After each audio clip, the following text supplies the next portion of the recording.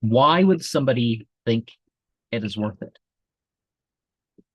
to go commit such things? How responsible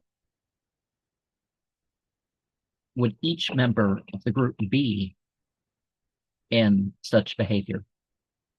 Our two questions to start off our thoughts about season 4, episode 1 of Killer Kids, brutal campus murder linked to Satanic Cult.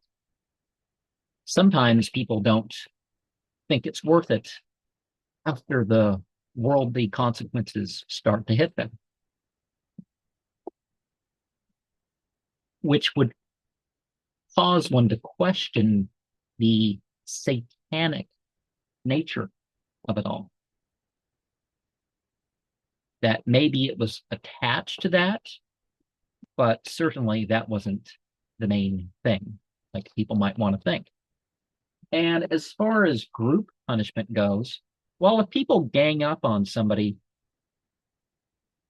whether it's a rape or murder, some countries they execute everybody. It doesn't matter who does what. They all knew that that's what they were doing to the person. So that's something to consider. Many people think these camps and training schools are the way to go, and maybe it helps overall. But wayward youth altogether doesn't make for a nicer place for some.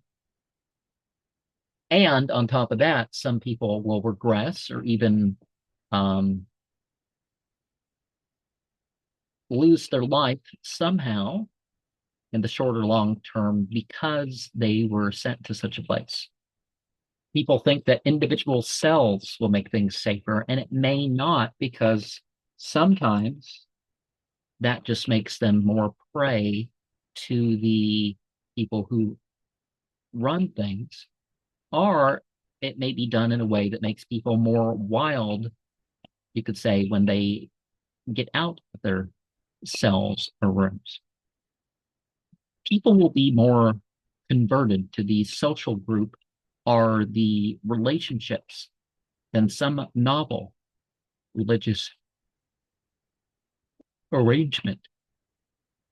People into astrology or oracles are vulnerable to fall for rare combinations and interpretations. They think that something must happen, or they're required to do something because they see some arrangement.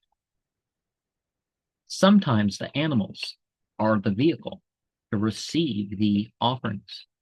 Sometimes it is not those who do the deeds or who they are done for, but the survivors, witnesses, and those who hear of it that will turn the energy, legacy, and memory of the events to a particular spiritual side.